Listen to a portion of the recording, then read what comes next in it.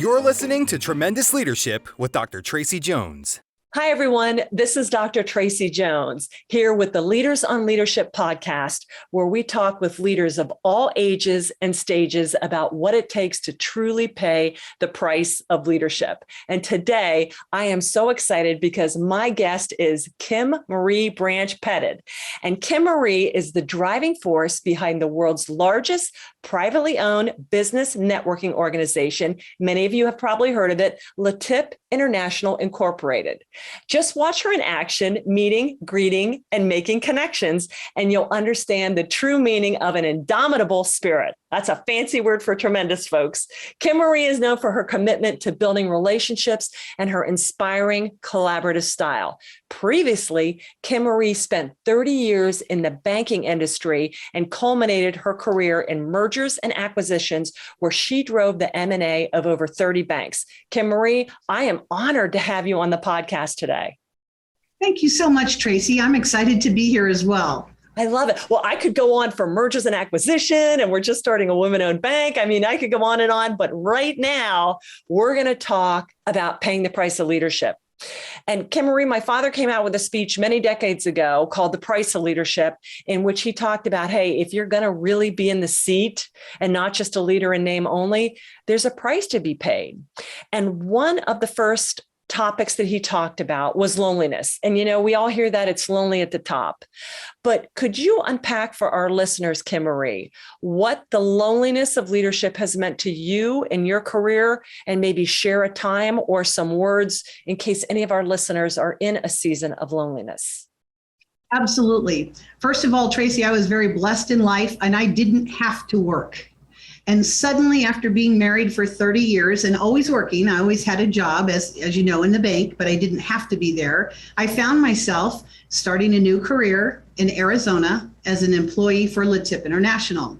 I didn't want a divorce, and I felt lonely beyond belief. In fact, I sat for 6 weeks every night in my closet with the door closed so my kids couldn't hear me cry. And then I realized that loneliness was on me. It wasn't on anybody else. So I got up off the floor. I decided to reinvent myself, make this work, because I really believed in the concept of this organization. And I went to work. And the loneliness changed. It wasn't by myself, but with other people. It energized me. It invigorated me. I put in 50 hours, 60 hours a week and not even realizing it. I was so excited. The loneliness dissipated. But there's a kind of loneliness, as you talked about, working at the top, that sometimes you almost need. I need to be alone, to be able to think my thoughts through. It isn't a loneliness that's sad and by yourself. It's a loneliness where you're really contemplating and looking and listening to what could be better. This person said this person's told you to do that. What makes the most sense? That type of loneliness is so valuable when you can sit and listen to your own thoughts. I love it. Hey, well, Kim Marie, how did you get connected with LeTip? Had you been transitioning out of the banking and looking for something new? How did you hear about it? Well, I was a banker, and they wanted me to be not to be a Rotarian, because we had several in our bank already. So a friend reached out to me who was an attorney and said, "You got to come. You're going to love this. It's a free meal." So we all get invited. Yeah, absolutely. I went in and I fell in love with it the first meeting and joined. It took them 6 weeks to get me voted in, so I didn't think they wanted me. But I really fell in love with the concept and realized that I was a natural networker, but now I was learning from a structured methodology, so to speak.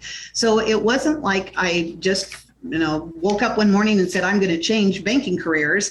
Like I said, I unfortunately went through a divorce, and the company had been courting me for about 6 months to come to work for them, LeTip. And I finally said, this makes perfect sense for me. I'm helping people just like I did in the bank, but it's my hours. It's how hard I can work or not work. It's really going to be up to me if I can make this. That's a loneliness decision as well, because you're taking a leap of faith, right? Can I do this? And I'm doing it alone after being married 30 years and suddenly by yourself, that's a huge difference. It is. And I really appreciate your transparency with that. For our listeners out there, I also went through a divorce that was not wanted. And so the things that happen in your personal life always, it all affects us. We're human beings. And we think, I always thought, I can separate all that nonsense. Oh no, it bleeds over everywhere. So I just thank you for your transparency and sharing that. You got to get to the point where it is, I was nowhere near 30 years, but it's still, I tell people I wouldn't wish that on my worst enemy. You know what I'm saying? It's devastating. For you to go ahead and look at that and say, okay, it's hurtful, but I have to go pick up the pieces and I'm going to shake off that loneliness. I adopted a dog and that brought me back to life, so whatever it is. And I made a real shift professional wise too. I was like, I have to get back amongst the living. So I'm so glad that you shared that with our leaders, because for the listeners out there, if you are in a situational time of loneliness, something like that, the loss of a long time, what you assumed would be a lifetime partner or lifetime job or whatever, right. Take some time to realize it. And don't beat yourself up. Oh gosh, yes. We all think it's all my fault. It's a two-way street. I'm sure it was my fault 50-50, right. But it did happen no matter what. And I don't hold any ill will. We're friends to this day. Right. We have children together. So you have to do what you have to do. But it was such an enlightening time for me. Oh, I really realized what a strong person I was and what I could do. I love that. It was a blessing in itself. Well, and for the listeners out there, as she mentioned, coming through the time of loneliness, whether you wanted it or it was inflicted by somebody else, the beauty is you can still come out of that with more of a sense. I think you said listening to your own thoughts, realizing your own strength. It's a time, you're in the crisis crucible. And that's when loneliness really, in the end, if done right, can turn you into a more pure, better version of yourself. Absolutely. Agree 100%. Oh, thank you so much, Kim Marie. Okay, so that's loneliness.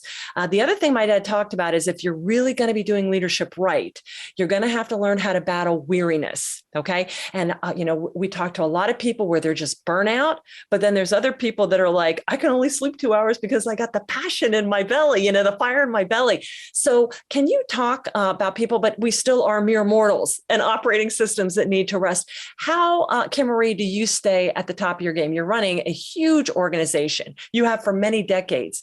How do you stay your best version of yourself and combat weariness? I take care of me first. I truly try to look after my health.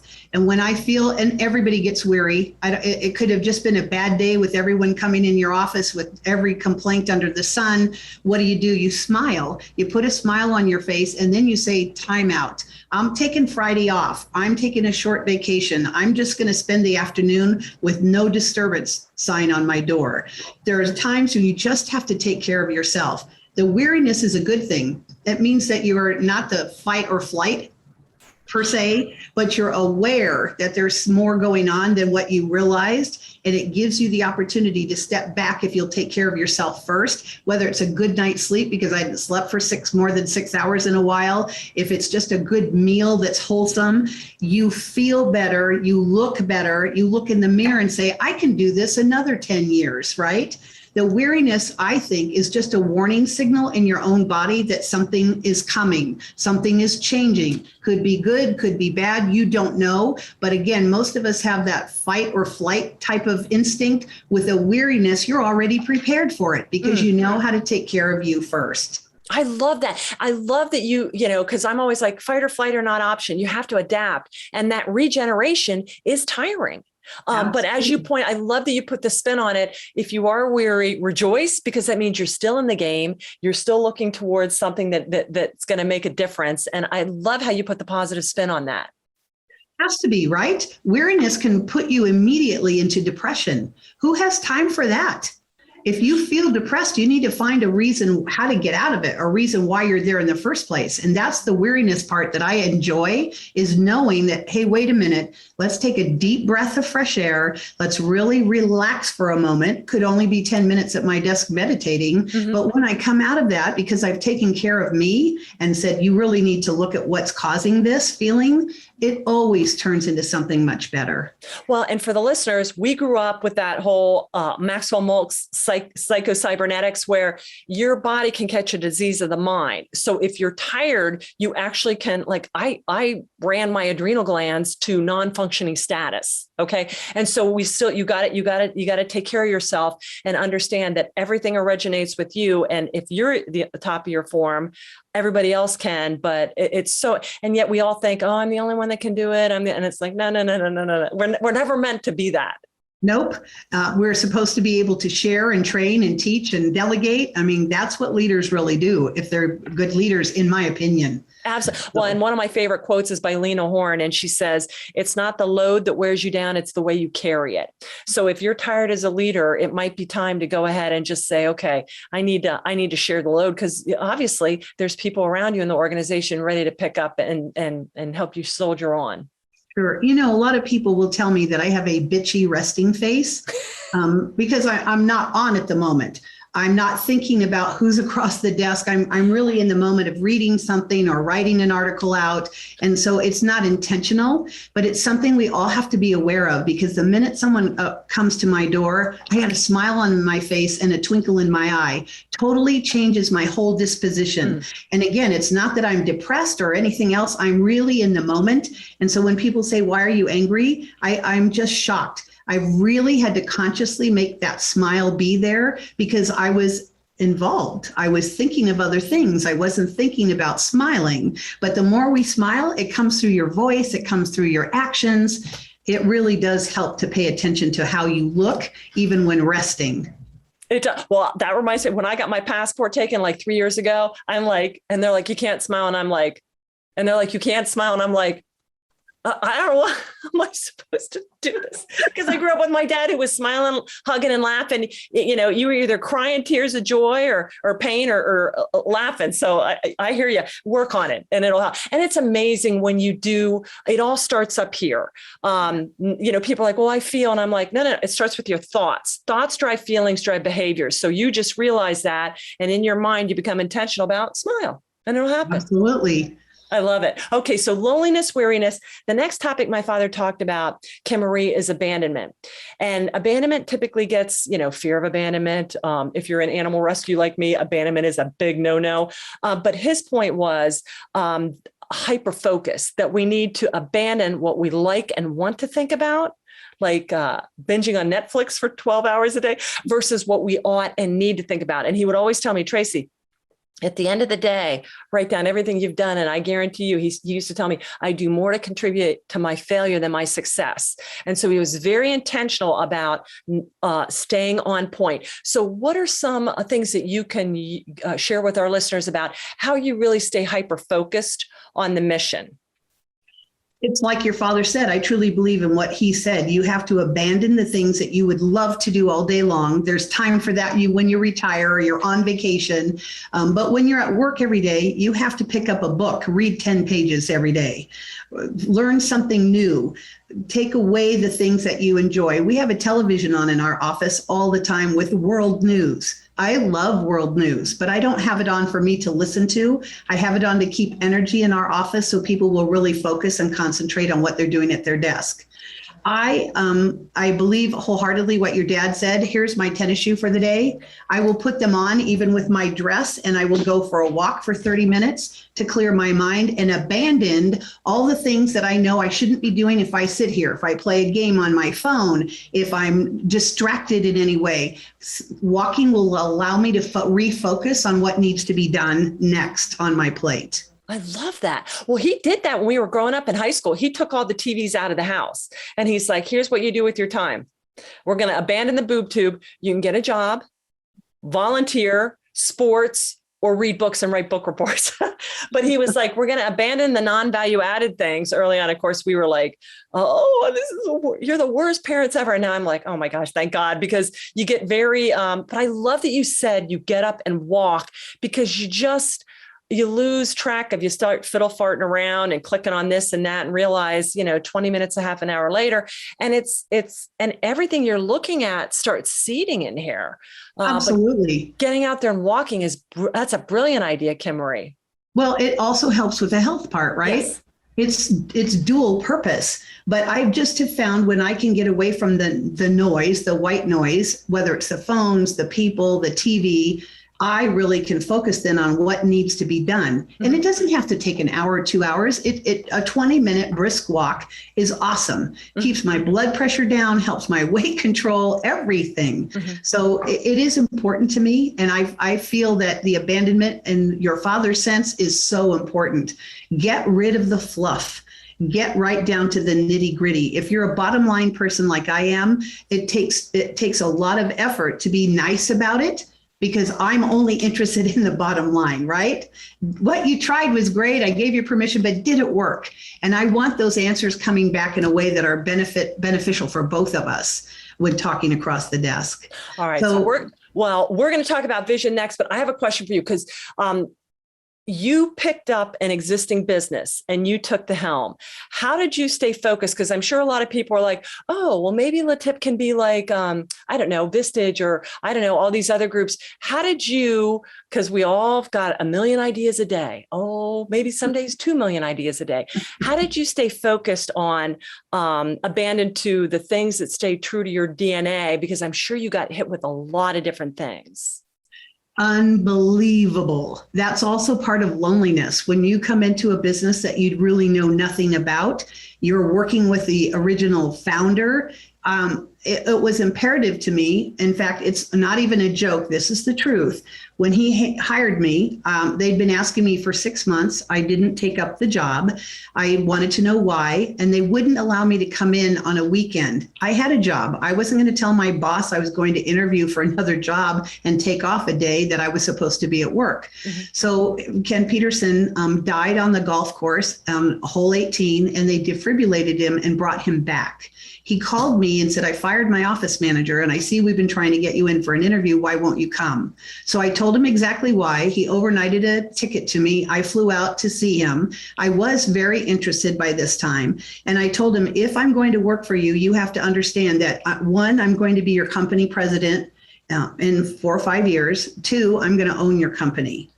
And he laughed. I asked him first off why he wasn't hiring me then to be his company president. He said that he'd hired someone from the East Coast. And I said, how long will they be here? He said 5 years. 4.5 years later, I was the company president. And in 2008, I bought the company from him. So very sad news. He passed away last month on the 20th of September. So again, that loneliness, weariness, abandonment, it all comes together to play an important part. I had to learn as fast as I could, staying up nights, reading, doing everything the way he told me to do it. And it helped so much with my success. Now I had a daughter in college, a son just starting high school. So it wasn't like there was a lot of free time, but my days start at 5:30 in the morning and I'm usually still going at 11:30 at night, and I compartmentalize things. So my kids, I was there when they went to school because I went and had a meeting and came home before they went to school. So I was there when they left for school. I was there when they got home from school. We did the regimen of homework and doing things together. And that time was set aside for them with no interruptions from the business. And when I had time for the business, 100% focused, but always planning ahead. What can I do next? Well, it's staying incredibly disciplined day to day. Whenever we're publishing, new books coming out all the time, but I think he interviewed like 832 businesses, and CEOs said their biggest reason for not being able to grow and scale was lack of time. That's a lack of prioritization. There is no such thing as a lack of time. That means you were very meticulous, and your habits. I do that Ivy Lee method the night before, the top rack and stack, the top 6 things I need to get done the next day. So I stay on point, because I will pull every which way but the way I'm supposed to be going, because life is so wonderful all the time. But I love that you really were very intentional about it. And that abandonment is your habits and your self-discipline. Yes, I am very disciplined. I swam for 30 years. You had to be disciplined.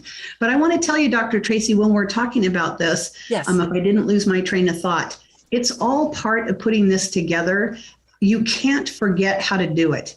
I would say at the top now. I have employees to do things for me, but you know that I still go out in the field and start new groups and meet people, because if I don't keep up with what is the trend and what's going on, and I forget how to greet and meet people and let them know what this could do for them, I lose my edge with my employees. So I've never asked them to do anything more than I would do. And I used to clean the toilets here before we could afford to have somebody come in and do it. Mm-hmm. It's important to me to know that, because for a while I lost focus. Mm-hmm. A few months I lost focus, and I thought, oh, all these people can do their own work. And what happened is the numbers started to dip. Oh my gosh. So I said, no, I have to get back in the field and find out what the critical issues are that they're facing, so that I know how to support them and get them doing the amount of business that they needed to do in the first place. Kim Marie, I'm so glad you brought that up, because for leaders out there, I find it's the same thing, even in my small little company. I'm not a micromanager. I'm all for empowering.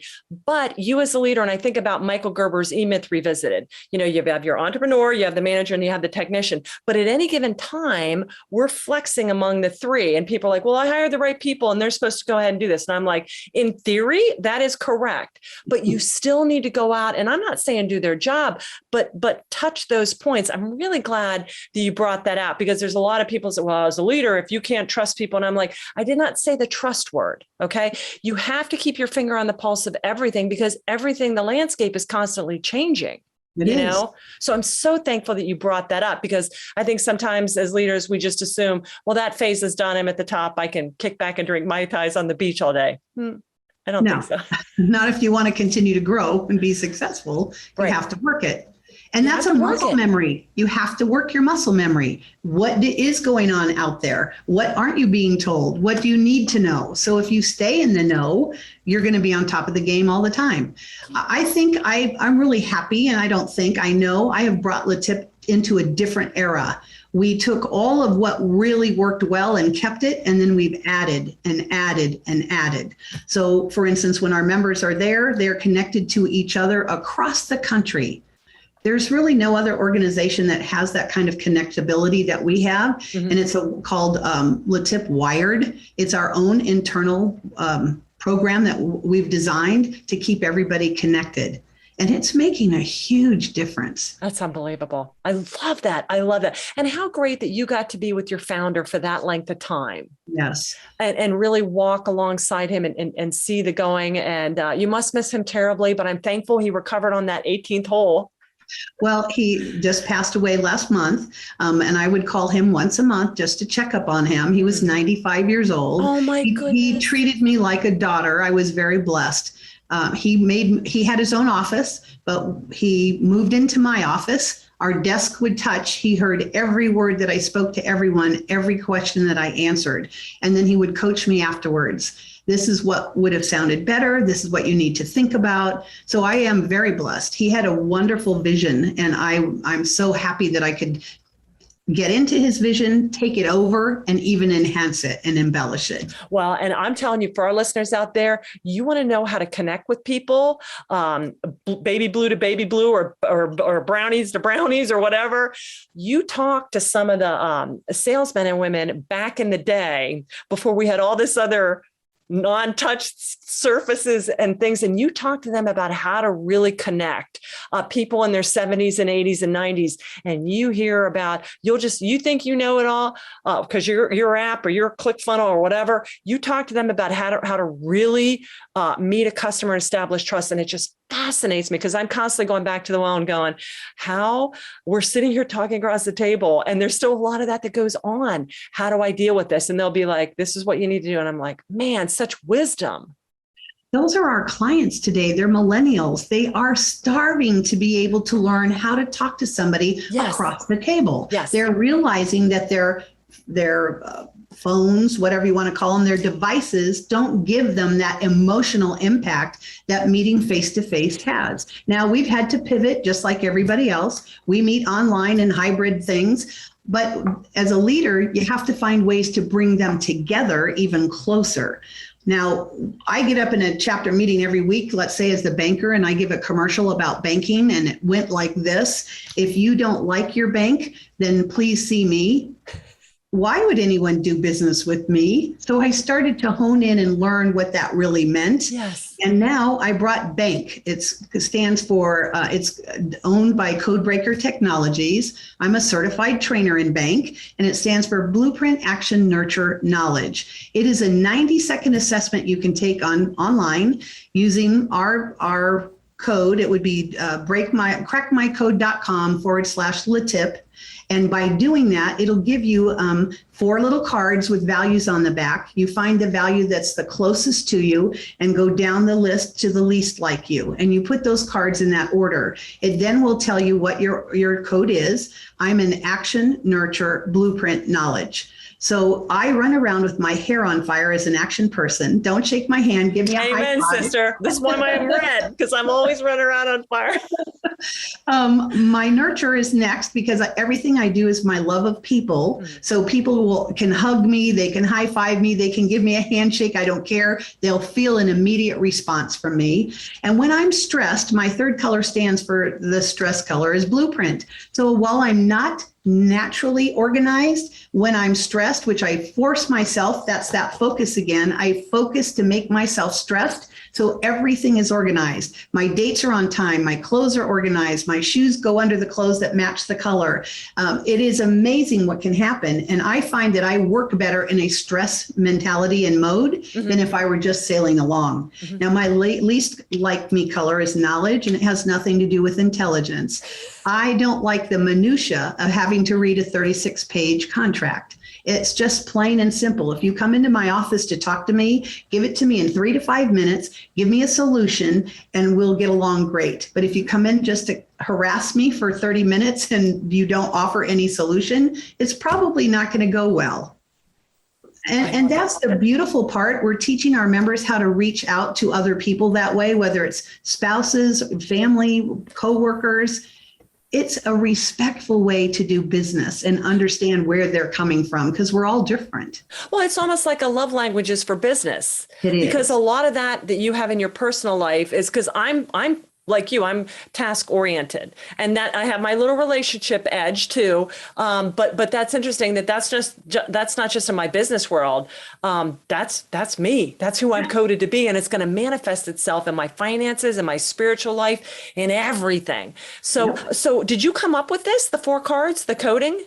No. It belongs to Codebreaker Technology, a woman by the name of Sherry Tree. I met her 13 years ago. I actually hired her to come out and train all of my regional directors so that they would know who they're talking to across the table. Okay. Just by body language and everything else, because it's something you can pick up really quick. I love it. If they use that code, you will get a 24-page report that tells you who you are and how you like to buy. So if you're talking in our world, I'd get up and talk like an action. The only people in the chapter, so to speak, that were giving me business would be other action people. Because the nurturers didn't understand me, the blueprint didn't understand me, knowledge didn't. So I have learned how to speak to all of them in their language and come up with great ideas. And now I get business from everyone. So why waste your time networking or even trying to build a relationship if you're not talking in their language and you understand it? Right. So it's amazing. And my dad would say there can be no communication without identification. Correct. Even if you have the greatest solution for them, if they're not feeling you, and even for us that are coded, what is it, Deming? In God we trust, everyone else bring data. I'm data driven, but I still gotta understand the context of where you're coming from, and that means I have to identify with you. Why are you worth it? Well, that is a huge resource for our listeners, and we'll put the link for that in the bottom too. So thank you, Kim Marie. I'm anxious to try that out. That's exciting. Make sure they put LeTip behind it, or they may be charged $99. There's no charge for using my URL. Thank you. Okay. And also, lastly, we did loneliness, we did weariness, we did abandonment. Tremendous insights, Kim Marie, and sharing from your life of experience. The last one was vision. And my dad, if you knew him, he was flunked out of school in the 8th grade. So when I used to hear vision growing up, it'd be like Nostradamus or Moses or Mark Zuckerberg, this brain, but he was like, Tracey, vision is just seeing what needs to be done and then doing it. Okay. So a lot of people will see it, but they're not integrators or executors. Can you share with us, how do you keep honing your vision and vision casting, Kim Marie? First of all, your listeners probably don't care, but I am very religious. I totally believe in the Lord. And my day starts with a prayer and ends with a prayer every single day, to have him help me understand the vision that I've set for myself. So by doing that, I've always been guided. He guides me everywhere I go.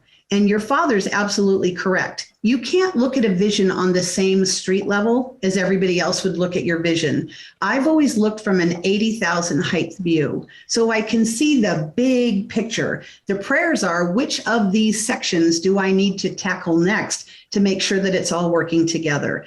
And he's answered me in prayer so often, or opened the door, or someone calls me on the phone and the prayers are answered, but it's always been connected to my vision. When you put words in your mind, even if you don't speak them, you put them into the universe. And what you think and believe is what happens. So if you think you're a failure or this idea is not going to work, guaranteed you've sabotaged it already. When you can pray over it and you believe it will happen, it may not happen as quickly as you want, but I guarantee you it's going to happen. I love it. It's all about having the vision to think out loud and make sure that you're following through with it. Well, absolutely. And, I even go back to, I'm rereading Psycho-Cybernetics, and his whole thing with self-image is, your mind can't differentiate between how you see yourself and how you are in reality. So if you can see yourself as that success already, that's as good as being a success. And we lose that. And again, I'm like you, the Imago Dei, I'm coded by the creator. I claim my inheritance. I need to start acting like it, because my dad runs the universe. So I think he's already got this figured out. So call in for the supernatural reinforcements and the gifts of knowledge and wisdom and administration and hospitality, all that stuff. Bring it. Yes. And if you don't believe in God, you obviously must believe there's something higher, a higher power than yourself, or you wouldn't be here. Right. You have to call on it. You have to allow it to enter into your own being and just be thankful. Most of us, we work so hard, we forget to thank ourselves as well as our creator. And the more we can thank for what we have, the more we can put that into play, the more your vision becomes reality. I was told at least 22 years ago to think of success. Think of myself dressed in the finest clothes. I carry a Kors handbag, right? A Michael Kors handbag. I have lots of those. They don't mean anything to me, but the image is out there for other people to see. So when I walk into a room, I'm just amazed. I'm so excited to greet and meet people, and I think I'm nothing special. But by the time I leave, I hear so often, you're so powerful. You're such a force to deal with. That's God. That's not me. But it's having the vision that I can be at the top of my game anytime I need to be, right? I don't allow myself to think down about myself, ever. I make mistakes, don't get me wrong. And I apologize for my mouth because sometimes I put my foot in it, but it's truly and sincerely an apology because I made a mistake. So I'll accept my own mistakes and I'll make sure I don't make it again. Well, I love the point that you said, even if you don't believe in God, you've got to believe in yourself, because sometimes even people that do believe in God, they don't believe in themselves. Wherever else is out here, you got to know, you got to own your own self-image and self-worth first. Okay. Mm-hmm. And so I love that you brought that up, because we do more damage, just like a lack of abandonment. You'll contribute to your failure. Will you own it or not? I don't know, but you need to be honest with yourself. The same thing with your vision. We're the worst. We're the ones that stand in the way of our own vision with that negative self-talk. And, that old Napoleon Hill, whatever your mind can, believe and conceive, it's going to achieve. That's a constant cosmic truth, no matter what you believe. Absolutely. And reading those kind of books only make it better. I read avorously. I love to read. I have 5 books laying around all the time. One's fictional because I need some downtime, just me time once in a while. I always read a business book. Then I read a self-help book. I just had a friend who just did a book signing last night, Dr. Sharon Lamb Hartman. It's called, trying to remember the total name of it. And I was just there. Really important. It's a self-help book on how to be a better presenter, a better communicator. It's number 3 right now on the Barnes & Noble best-selling book. She's just amazing. It just came out. I thought I had it in here. My husband just mailed one that we had her sign last night. But those kinds of books, can help. I was sitting waiting for her to come to the book signing, and a mom and her daughter came in and they thought I was the author. I said, no, I'm sorry. Of course, because you're so powerful. And yeah. But we were sitting there talking. I was explaining what the book was, and the daughter is in the 5th grade. And I asked her, I didn't want to exclude her in the conversation. So I asked her, what kind of books do you like to read? And she says, oh, I like business books. And I said, honey, you need to get this book. Have your mom buy this book for you. She can get it online, which she did. She said, I'm going home and getting this book for my daughter. That's an entrepreneur. This is a young, I said, now I like Goosebumps. Did you? She says, oh yeah, they're good too. But I really prefer self-help and business books. So, you know, those are the entrepreneurs coming up today. They're not being shaped necessarily by anybody, but they want more. Mm-hmm. I realize that the new generations coming up will work 2 or 3 jobs to have the money that they want to have. Mm-hmm. And it's primarily predicated on the money. So we need to teach them how to share that and give back to others. But that's a great way for people to get out of the doldrums of playing the games on TV, watching Netflix constantly. Your health goes down, everything goes down. It's having the vision of a better country, a better world. It's helping each other and being active again. Someone said, wouldn't it be terrible if we lost all of our power? I said, absolutely not. A lot of us wouldn't know how to live in it, but I would love it. The Amish have something going on. So they do. Remember when Facebook went down like 2 Mondays ago? It was like, take it 15 years ago. We didn't have any of it. Take it all away. I mean, I was just like, I felt like it was just awesome. It was. And I'm never on it, rarely, but just not knowing it wasn't there and hearing people, because you hear people chattering about it. It's like, oh my goodness. So I love it. Okay. So Kim Marie, anything else for the listeners out there? We had covered loneliness, weariness, abandonment, and vision. Anything else you want to share with us, and talk a little about for our listeners that are not familiar with LeTip International, a little bit about what that is and how they would get connected with a group in their area. Okay, so first of all, just really quick, that vision that you talked about, I'd like to share that vision shouldn't always be just about business. Mm-hmm. Take your vision and make it your entire life so that you live a healthy, happy, successful life, well-rounded. That's the total vision, right? Don't just narrow it down. As far as LeTip, we are North America's oldest professional networking organization. We put business owners and professionals together, one business category allowed per chapter, and teach you how to create a sales force by word of mouth. So you go into a meeting once a week for an hour and a half. They get to know who you are. You're educating them about your business. They are not going to become the mortgage lender or a realtor or the financial advisor, but you're going to teach us enough about that. So when we hear the information on the outside, we can send you outside business. Now, we do business inside, should be 20% or less of what they exchange. 80% should be coming from the outside where they'd never have the opportunity to meet someone. That is true networking, because you're building a relationship with these people, you're bonding, and it's ongoing. The bond and relationship are what makes it so successful. Mm-hmm. We've connected everybody now through LeTip, and right. They can find us at letip.com online. We also, you could call me personally, Kim Marie Branch-Pettid. My cell phone number is 602-803-8080. I'm sure you're going to post that. Mm-hmm. And my email address is simple. It's just kbranch@letip.com. I love speaking to anyone. I go in and speak to organizations just to help them understand each other better and how to get along. Sometimes I get new members from it. Sometimes I don't. I love speaking to Rotary groups because they are service oriented, mm-hmm. and they really want to be doing more business. So I go in to tell them how they can do that. I love what I do, and I love people. And LeTip has been an avenue for me that was a long time dream. I wanted to be a doctor when I was a kid, and I got myself out of a rotation in school of being that. I unfortunately put 17-year-olds in body bags in a 30-day period and realized emotionally I couldn't handle it. So I was meant to be a connector. And that's what I do. And that's what our organization does. We connect business owners, small to medium, sometimes large, but mostly small to medium. So they have a place to go. They have someone they can talk to instead of talking down in their company. Mm-hmm. They can talk up to us, right? They learn from each other. And it really pays off. Small business today is so valuable and important. If we don't keep them growing and continuing, America changes. because we are the backbone of this country. We're the ones hiring. We're the ones that are changing what it looks like, the canvas looks like. So we have to keep them in business. And bless COVID, right? We've lost so many kinds of businesses. People don't want to even work right now. They can't find people to work for them, so their businesses are closing.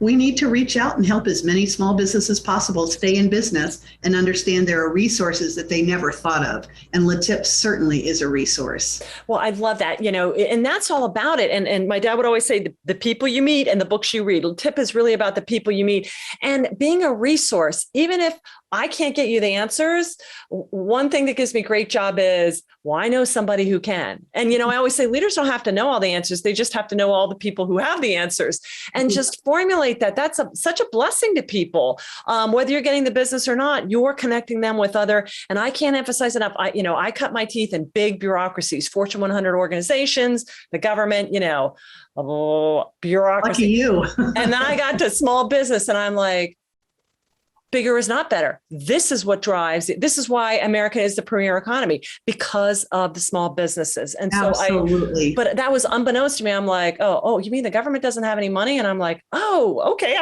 I'm figuring this out. So who has all the money? Small business. So quit trying to kill us with taxes and other things. Why not support us for a while? Well, we're driving everything. What is it? What did they say? 87% are small, or before pre-COVID. But it's a huge chunk. People think, oh, it's the big, no, it's not. It's us.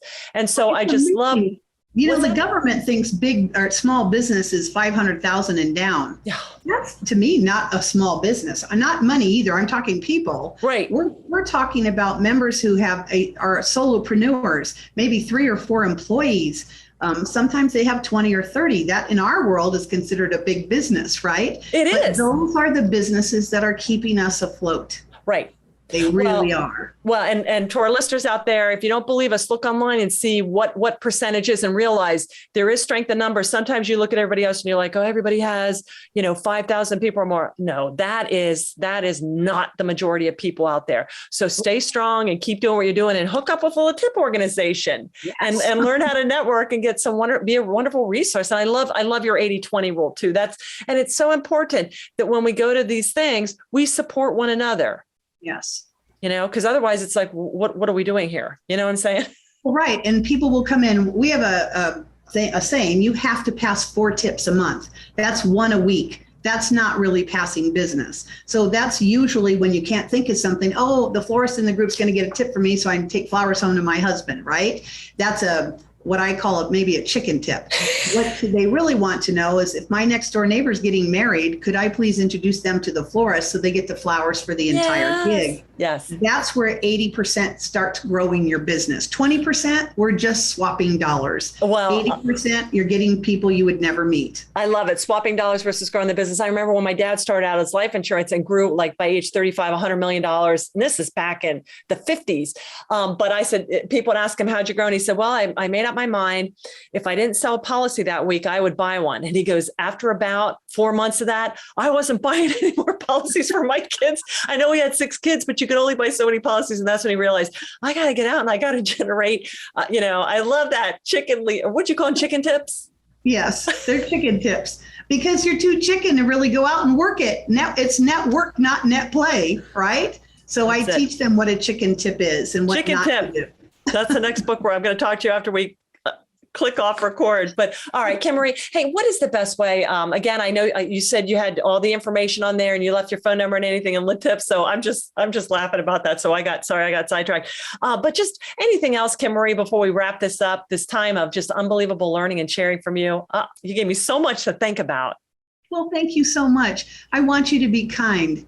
That's the one thing everybody in this world can be. And if we're more kind to others, if we stop and let another car in when it's not convenient for us, if we open the door for someone who's struggling, just simple things that cost you nothing, a smile to someone who's having a bad day, being kind will change the world. And we are not kind enough, including to ourselves. Right. So just be kind every single day. That's the best advice I can give anybody. Absolutely. Regardless of what anybody else does to you, you do it for yourself, because that keeps your inner peace.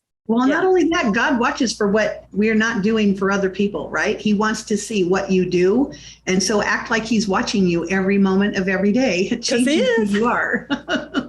Whether we want to say it or not, it's got, it is. Well, I know about you, but when traffic's really bad, my husband's honking the horn and yelling, and I'm saying, God's watching you. And immediately he calms down, right? So we just have to be kind to each other. Great words of wisdom. Well, Kim Marie, thank you again so much. Listen, to our tremendous listeners out there, please be sure, if you haven't hit the subscribe or the like button, please do us the honor of a 5-star review wherever you listen to this podcast being played. It's all over the place, wherever you're listening. Also, get over to tremendousleadership.com, sign up for our email list, subscribe to our podcast, and you'll get 2 weeks of free ebooks. What could be more tremendous than that? And you be sure and you go over to Kim Marie's info on the bottom of this and you connect with her on all the platforms. She is somebody you are definitely want to add in, not only as an advocate, but as a resource as well. All right. And Kim Marie, thank you again. Thank you. And I remembered the name of the book, Authenticity Code by Dr. Sharon Lamb Hartman. Everybody should read it. Good. We'll put that link in there too. Beautiful. And to our tremendous tribe out there, you keep on paying the price of leadership. We're right there with you. God bless you. Have a tremendous rest of the day. Thank you so much, Tracey. You're amazing. Thank you, Kim Marie. Bye-bye, everybody. Thank you for listening to Tremendous Leadership with Dr. Tracey Jones. Find out more about Dr. Jones at www.tremendousleadership.com. If you've been ignited by something you heard in this episode, let us know by leaving a review for Tremendous Leadership wherever you listen to podcasts, or by sending us a message through www.tremendousleadership.com.